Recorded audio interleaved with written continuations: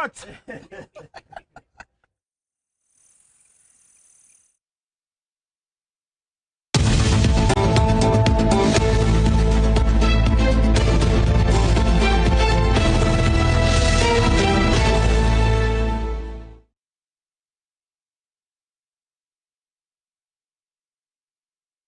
Good morning, Nigeria. Good morning, world. This is Morning Spring on Western Spring Television. Thank you for joining us.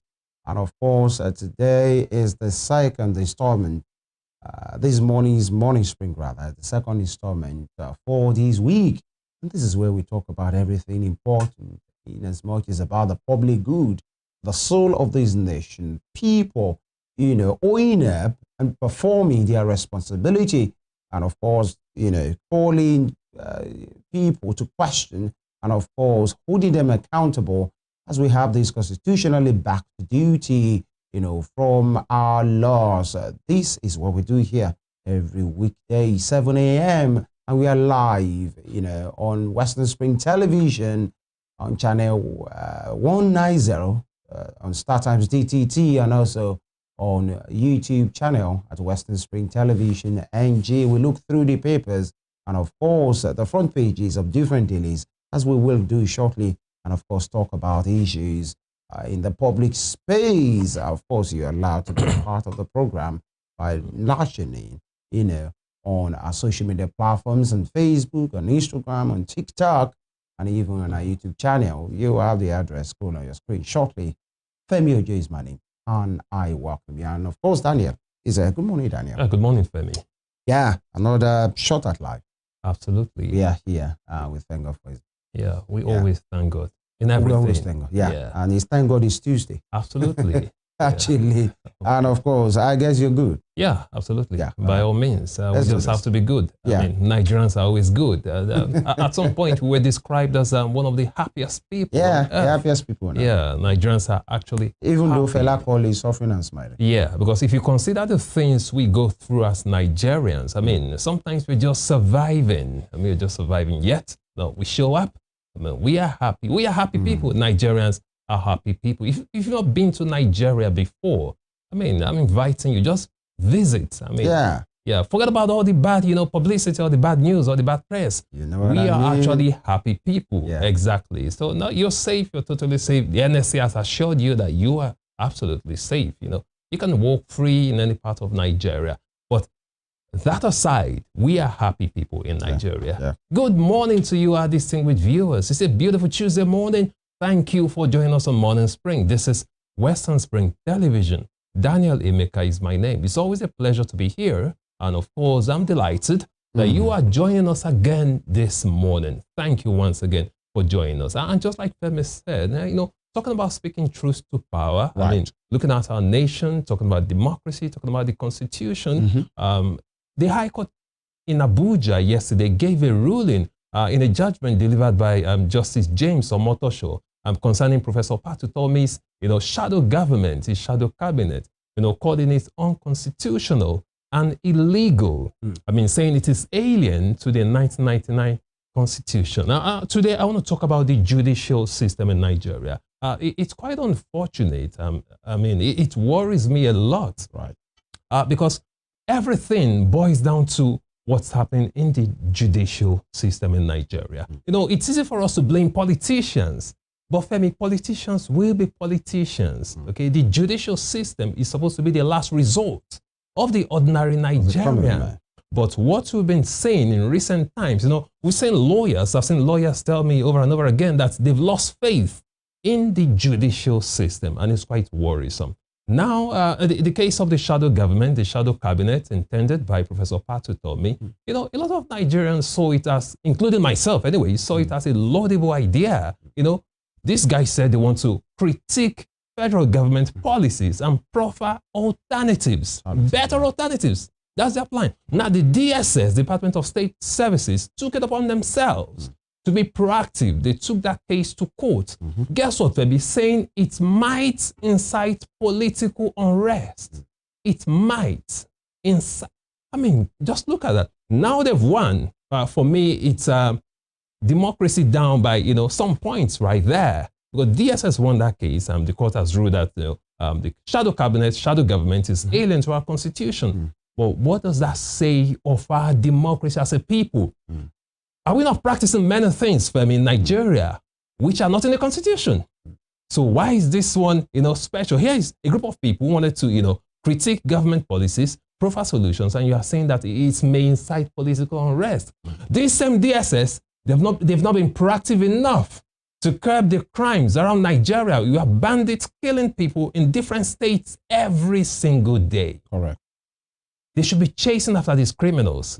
But now they are happy. They've been able to shut down, ordinary Nigerians, innocent Nigerians with good intentions, by the way. So I'm quite worried about the judicial system in Nigeria. We've had cases of delayed, judgments, cases that should have gotten accelerated hearings. They don't get that. What exactly is going on? It's quite unfortunate. I say this as a defeat for democracy. That's my own opinion. In my words, you can quote me anywhere. This is a defeat for democracy in Nigeria, and it is quite unfortunate. And I do mourn because I love Nigeria. I've said it over and over again. I love Nigeria, but when I see things like this, when I see, things going on this way, I just have to speak up because it's quite unfortunate. Yeah, very, different strokes for different folks. Many persons, just like you said, lauded the idea of the alternative platform for the shadow government by the big tent platform of Patutomi and his like minds to say we are going to critique it. Every policy of the government and their actions, and not just critiquing, because that's what opposition parties do. Exactly. We will be preferring alternatives and solutions, suggesting them on what to do about these issues. But then, shortly after, the DSS, said, no, that is not the way it's supposed to be, and it's alien, and gave their reasons and went to court. Although many persons feel that the reason why the DSS went to court is because going by the antecedents, because of the personality of a Patutomi, because he wasn't known to be a violent person. And, he is friends with President Tinubu. They have been friends for long in Lagos. They have worked together in different capacities.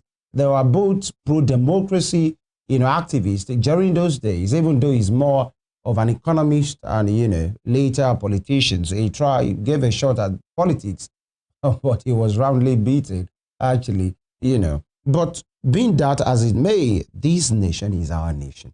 The DSS guys, Nigeria is their country. Absolutely. Myself, yourself, Mr. President, Patutomi, and those that will watch 100 years from now, this particular conversation, this is our country as well. Now, the thing is, I've listened to lawyers who said the idea of critiquing government actions and policies, profiling solution is a good one. We have some of it replicated across the world. In the UK, there's the shadow government. But in Nigeria, unfortunately, the idea of shadow, the nomenclature, is alien to our laws. I've listened to lawyers here at other ends, at different platforms, talk about, and if actually possibly is the nomenclature, going by the laws, not the intent now to shut it down or not to shut it down, is alien to our laws. So when it's tried by the laws, it will always come out, null and void. But then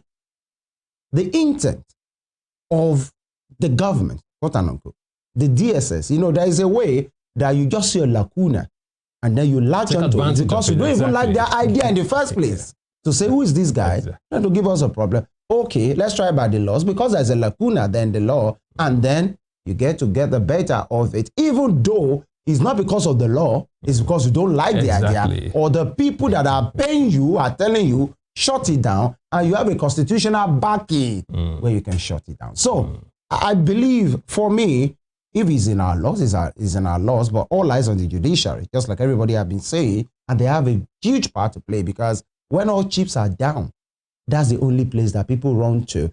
Whenever there's confusion, the last place is the judiciary. Whenever there is argument, the last place is the judiciary. And the moment it looks like the judiciary or the people that are in charge right now are cherry picking, whatever is good for them, then that's a low one for the country. Another thing is this, personally speaking, I don't feel that idea is dead. If it has to be reworked, it can be reworked. If it's the name that is causing the constitutional concern, it can always be reworked. But the fact that the government have a right to protect, are they protecting? We will critique that. They have a right to give an enabling environment. If they are not doing that, you don't have to come under the big tent to say your mind. That's the way I don't have to say I have a, what's it called? Shadow government. Now, for me to say, no, this is not working. We have duties as well to criticize. And it's backed by the law. And we can profile, we can call stakeholders, just like we do here, to look at issues and profile solutions for the public good. That one is not shadow government. And so these things in our laws. But I feel for power to me and people of his like minds, if the idea is to be reworked, they will rework it. If it's to rename it, it's to rename it, because the country, ordinarily, just like you said, it belongs to all of us. Absolutely. And it must work. But now, these offshoots or whatever the DSS are partly concerned with, for Nigerians, they will say it's not the main thing. We talked about Kwara yesterday. We'll talk about it again today. It's one of those concerns that many persons will expect the DSS exactly, that's my point. to be very concerned with, and in all the intelligence community to say this is what we have foiled, because, you know, time will permit us. Because one of our guests yesterday said about this Kwara that some of those people who have turned on the people now to arm them has been there for They've been there for years. a long time. And they have been doing whatever they actually said doing. About 3,000 of them in that forest, known to the government. Of course, if it's known to the community, are you telling me that the government did not know? And the government knows and that one studios. is not posing enough threats. Well, these are the issues. But the shadow government is. In which my people will say, don't leave, leprosy and be fighting eczema. One is dangerous than the other, especially. Now, the papers are in, and of course, we allow you to get informed and to see what the front pages of different dailies look like. It's Morning Spring on Western Spring Television.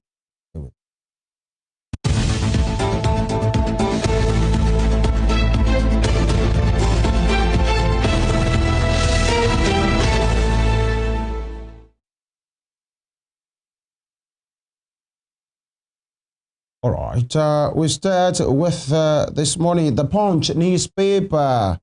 The Punch newspaper screaming banner headline there. Dangote versus Peginsan. You will think it's Nigeria and Cote d'Ivoire in an African Cup of Nations. This is, it has dragged for too long, and it seems there is no end in sight as it looks right now. Now, Dangote versus Peginsan. On the front page of the Punch, NLC mobilizes workers for strike against refinery. Dangote versus Peginsan, NLC mobilizes workers for strike against refinery, and the writer that says Labour places affiliates on alert as Peginsan shuts down NNPC, NUPLC, NMGPRA offices. Here we are right now. My concern is not even this neon thing alone. It's the fact that Nigerians will get to suffer for this, because that means the supply chain will be disrupted. And you know what happens in Nigeria? Even the person somewhere in the interior of Igbo Oloi that doesn't have business with supply in the next 2 weeks, we get to pay for will it. shut down. No, what they will do is they will shut it down. Then there will be artificial scarcity, and they will tell you that they can't get supply, and then opportunity to inflate prices. We are in this country, and the 890, 900 they are selling, all of a sudden to jump to 12, 13. And you know, fuel is one thing that people cannot do without. Absolutely. Who pays? You and I. And just because of unionization, we thought we were through with the unionization, and then Dangote came up with, laying offs of some people on the accusation of sabotage to their company, and they said, but then some of the workers, some of the union are saying, how come this sabotage thing only affect Nigerian workers? You have a retinue of Indian staff and nothing has touched them. It's the only Nigerian staff. I mean, Nigerians that are doing the sabotage thing, they feel they are just being high-handed. I think the major problem we have in Nigeria is that we do not have labor laws. As far as I'm concerned, we do have. Whether they are there, they are not functional. So I will pretend so I can just say perhaps we don't have job protection. Yeah, but where are the labor laws? I mean, if you go to other places, there is a minimum amount you're supposed to pay a human being. That is why if you go to, other climes, Senate climes, if you can't afford it, you can't employ a driver, you can't have domestic workers because you can't just pay them anything. Yeah. Not to talk of registered organizations. I mean, you see graduates earning, 20, 30,000. That's why I said we don't have labor laws here. Some will even work as casual workers for years. Yeah. Some for life. Yeah. I mean, they will not workers. be in banking. They are there. Yeah.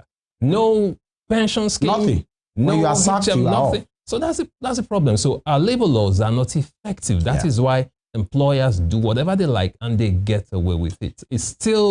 The problem is still failure of government at all levels to checkmate all this. Otherwise, we shouldn't be having this, debacle, this, struggle between Dangote and Pengasan and, different unions in the oil and gas sector. The government should play a decisive role and just make sure they intervene in this. And especially when they know the consequences of this. If a supply chain is disrupted for 3 days, the consequences might last for another 2 weeks. Absolutely. And who gets to pay Nigerians for what will be avoided? And here we are label places affiliate on alert as Pengasan shut down NNPC, NUPRC, NMDPRA offices. You see that the disruption has started already. And below that, you have the picture of Zamfara State Governor Dauda Lawal and Vice President Kashim Shettima during the second African Mineral Strategy Group high-level roundtable on the sidelines of the 80th session of the United Nations General Assembly, UNGA, in New York. And that was yesterday. All right. Away from that, court stops bank from releasing Ocean local government allocations. I laughed when I saw these. We had a whole lot of conversation yesterday when our guest from Edo South, Honorable Kola Salami, said he can confirm that it has been paid. I remember telling him to confirm which of the accounts this was paid to myself. And now there has been, I saw a court order stopping banks from dispensing. So if actually the money has been paid, can the law work retroactively? Got wind of that. They rushed to the courts to obtain an interlocutory injunction, a restraining orders. Right exactly. Actually, because it just looked like people on the local parlance, like they are using somebody's head. That's just the way it is right now. All right. And Lagos God faces trial for kidnapping employer's son. How? Why? And tax reforms exempt food, education, agri. That's coming from the FRS. And church members avoided me over Muslim ticket. That's from Remi Chinubu. Who avoided Mamabidis. All right. NNPC Dangote refinery signed fresh 2-year crude deal. All right. And Nigeria 65 federal government councils Independence Day parade. Why? All right. And 2027 woeful record will hunt Jonathan, says presidency. All right. There is a shot at Mr. Jonathan and whatever his plans are already. And of course, the game is the game. That'll be all from the Punch. And from the front page of friends, after Buhari, Tinubu wants Jonathan back. That's coming from Professor Jerry Gana. Nigerians now know the difference. After Buhari, Tinubu wants Jonathan back. With the writer, says Express Niger PDP elects new officials. The Jonathan back, that's according to him. And of course, people from the northern extraction in Nigeria who sort of have a guarantee that if Jonathan should run, a single term is automatically guaranteed. He can never run again. So it's not CV we promise and fail. He has no choice. Yeah. So that is why, some people will say that is the only reason why those guys are actually, those northerners are supporting Jonathan, because they know there is a guarantee that he wouldn't run 2 terms. You might want to read up details of that story on the front page of This Day newspaper this morning. Away from that, I'm still on the front page of This Day newspaper. On the top strip, FG Wade's as union begins strike action. Refineries management says Pengasan's action lawless. I guess the federal government actually, tried to stop Pengasan from, shutting down gas supply to Dangote refinery. Might want to read up details of that. Of religious genocide in Nigeria. Federal government rubbishes international claims of religious genocide in Nigeria. We talked about it in passing yesterday, when, some people have claimed that Christians have been killed. Target is not the case. There's a rider below that story. Yeah. Idris says over 13,543 terrorists, criminals neutralized. Discloses 10,000 hostages rescued. That's giving some stewardship of some positive strides taken by security agencies in Nigeria. Right there, you find details of that story on page 5 of this day newspaper. Moving on to other stories.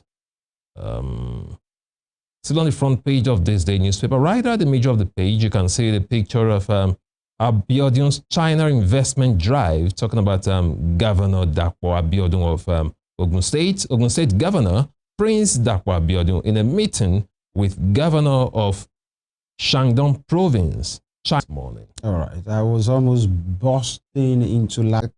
All right, let's see what the Daily Trust has for us, and for us to have an idea of what is going on. All right, Daily Trust. And you have the headline there: Northern leaders unite against challenges. Northern leaders unite against challenges. There you go. And of course, the picture of Zamfara State Governor and the VP, Kashim Shettima, on the sidelines of the UNGA going on in New York. Below that, you have the picture of Zach Adedeji, the EC, that's the executive chairman of the FRS, with Bayo Ogunlesi, chairman, Global Infrastructure Partners, and senior, managing director of BlackRock. And Mr. Ogunlesi, they're quite very rich man. He even has an airport in, in the UK. Now, the president, Bola Ahmed Tinubu, with older men in this picture. And of course, it's in a meeting that is focused on unblocking large-scale investment in Nigeria's upstream oil and gas sector. And below that, a very tragic news, very tragic. And it happened to, one of our colleagues in other station as well. I mean, Arise TV presenter killed in a Abuja robbery. Arise TV presenter killed in Abuja robbery. She was a news anchor, producer, reporter with Arise News Television. Ms. Madwago, popularly called Sumi, who learned it was an armed robbery. I mean, she was get at gunpoint and arrested. Oh, quite unfortunate. I saw that story yesterday and I was touched. Some to Chuku Madwago. I mean, it's quite unfortunate that life can just be unpredictable. Yeah. But why Nigerians shouldn't be dying of this. This is a needless death. Yeah. And some have been wondering what went wrong. Exactly. If it's supposed to be a robbery, sadly, get whatever you want to get and go. I believe the police should investigate that properly, because if it's that's what some are saying. Is it just robbery? Exactly. Because most Nigerians wouldn't sacrifice their life for anything, for any possession. Who agrees with somebody with a gun? For any belonging. No. So it's quite unfortunate. She was just 29. I mean, she was just 29. She was also a lawyer. Exactly. Quite unfortunate. You don't get killed by terrorists. You don't get killed by bandits. Then right in your own house. You're still not safe. Quite unfortunate. Sad. Our thoughts and prayers are with her family, actually, the Madwagus, and of course, Arise News Television for this loss of this talent, 29-year-old, caught in our prime by criminals for whatever reasons. All right, and just like you said, talked about the transient nature of life, how fickle life can just be. And we learned she was killed yesterday, early hours of Monday. Now, Jonathan's tenure, a disaster presidency was going on. What's with the shots? And now because they are saying he wants to come back, so maybe the presidency is going. Maybe they are saying that it's looking like it's true. Like the man might want to give it a shot. And so what do? You start attacking him. All right. And court holds action as Dangote Pengusan meeting drags. That'll be all from the Daily Trust for today. From the front page of the Daily Trust, we'll take a quick look at the front page of the Vanguard newspaper this morning. On the front page of the Vanguard newspaper, court stops Pengusan, others from cutting gas supply to Dangote refinery. Court stops Pengusan, others from cutting gas supply to Dangote refinery. With the rider, we are not aware of any court order that's talking about Pengassan. Because I was surprised. I knew there was an order and intervention. Now Pengassan is saying they are not aware of any court order restraining them from cutting gas supply to Dangote. Besides that, we have another rider. Barricades, NNPCL towers, and NMDPRA, Nupeng, a strike begins. So Pengassan is not backing down. They are not backing down. As a Petroleum and Natural Gas Senior Staff Association of Nigeria, they are not backing down. They are insisting that they are not aware of any court order restraining them from cutting gas supply to Dangote. So I guess it should be properly served if there's any order of such of that nature. Away from that, below that, we have another story. Presidency to Jonathan. Nigerians won't forget your dismal record in office. Presidency to Jonathan. Nigerians won't forget your dismal record in office. Now the presidency has gotten a new hobby, a new assignment now. So it's Jonathan's turn. So Jonathan is getting it from the presidency now. Dr. Goodluck Ebele Jonathan, the only crime he committed now is to show interest. And of course, he's getting response from Mr. President. But again, Femi, should we always play politics that way? That's the question. I think politics should be based on facts. If you say someone had a dismal record enough, you just give us the facts. That's all. So instead of going, I'm sure maybe they are not there yet. Instead of the early days instead of resorting to personal attacks just because someone is showing interest, you just want to paint him black first so that people don't even look his way. If you believe he had a dismal performance compared to Buhari and compared to what we have under Tinubu now, then show us facts. Okay, what was our death profile under President Goodluck Ebele Jonathan? What was it under Buhari? Can we compare the economy? Can we look at statistics? And what is it now under Tinubu? So before you just, accuse someone, give us facts. And that's what intellectual conversations should be all about. Well, I think it's the early days. Absolutely. Of such political hierarchy, as they say. Away from that, on the front page of the Vanguard newspaper this morning. 2027 presidency, no automatic ticket for Jonathan in PDP.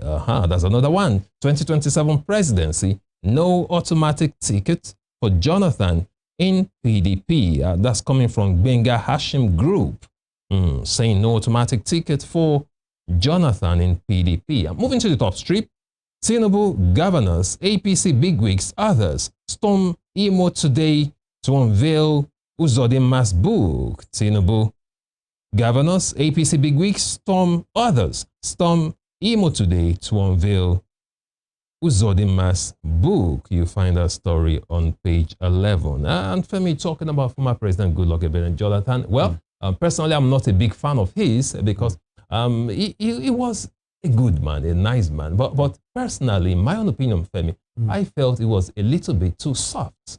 Yes. That was one of the reasons I'm not a big fan of his. I felt it was, too soft. Because if Jonathan was really a tough president, like some would say, he wouldn't concede. He wouldn't have conceded, defeat in that election. Well, he's a man who just wanted peace. He just wanted peace. He just said, no, go ahead. Because he had several grounds to have cancelled that election, but he did not. He stood for peace. Yeah. He stood for peace. But unfortunately, sometimes people take you for granted when you stand for peace. Anyways, away from that, he's now trying to come back. He has intention to contest again. And now the presidency is at his throat right now. That's what politics look like sometimes in this part of the world. That'll be all from the front page of the Vanguard newspaper this morning. And I'm sure the good Lord Jonathan himself, if actually is interested, should know this is common. Yeah, he wants to have it easy. And it's even early days, actually. They are just telling him, okay, you are free to run, but Nigerians will not forget. And actually, that doesn't mean he's a saint. Actually, so he has his back and forth and all of those things. He should be ready if actually is. And that's why some persons, I think Dr. Koch even said, he would rather advise Jonathan with the kind of murky politics, it's always been like that, but that it has been the quality of conversation that's supposed to be, had as far as plans, strategies, policy is concerned has gone low. It's about real mudslinging these days. And he's not sure if Goodluck Jonathan, with his personality, is ready for the caustic nature of the politics right now. But one will say he has been president, he has been deputy governor, he has been governor. Although in most of those circumstances, I mean, it has been circumstantial at the best. Sometimes just providence brought him into office several times. He has only, ran once and won as president. Exactly. The second time he ran, he lost. So that's just the thing. But then he will know that this is Nigeria. And in his politics, when you want to occupy the #1 position in any place, especially as far as Nigeria is concerned, you must be ready. So I'm not sure you should be string to it. The president that was there had that, I mean, that was himself. Before that, there was, his boss that died, Musa Aradua, Umaru rather, that died. And then it was Goodluck Jonathan, and then it was Buhari. And then it is Tinubu right now. And the kind of attack against Tinubu as well, the man was ready. He showed at it. Absolutely. And that's the way it is. Absolutely. President, this is not a place to make speeches. Yeah, he should know. Perhaps Goodluck Jonathan, I mean, has been motivated by Donald Trump of the US, who came back, Perhaps that's his motivation. Saying, if Donald Trump can do it, then I can. Donald Trump, this man. Let's go there. Perhaps that's his own motivation as well. But again, Femi, on a more sober note, sincerely, if you look at the economy, because we were here. We were full-grown men during President Jonathan's time. If we should take a critical look at Nigeria's economy during the time of Goodluck Ebele Jonathan, and compare it to what we have now. What we have now is quite abysmal. That's the point. So they were saying Goodluck Jonathan had a abysmal record in office. It can never be compared to what we have now. We have degenerated so much. That's the truth. Just take very simple metrics. Look at the Naira. Look at the value of our currency, for instance. What was it during Jonathan? What do we have now? Look at different factors, different parameters under the economy. So it's quite clear. Apart from that, let's even pretend we don't understand all these statistics. Ask the average Nigerian on the street, what was life like back then and now? From even illiterate, uneducated Nigerians, it's quite, you can't compare. I think at this point we will have to wait. We will get there, actually. No, we are talking about facts now. I know, the facts will still come up. I'm sure these are early days. We'll get to that point when the bass and the boost will be very loud. And of course, we analyze, we'll look into that. If actually, the man has not even said he wants to run. So maybe we should wait. No, he's still testing the waters. And when the time is right, we'll talk about it. And Nigerians will be the ones to make their choice, actually. I will take a quick break right now. When we come back, we speak to issues.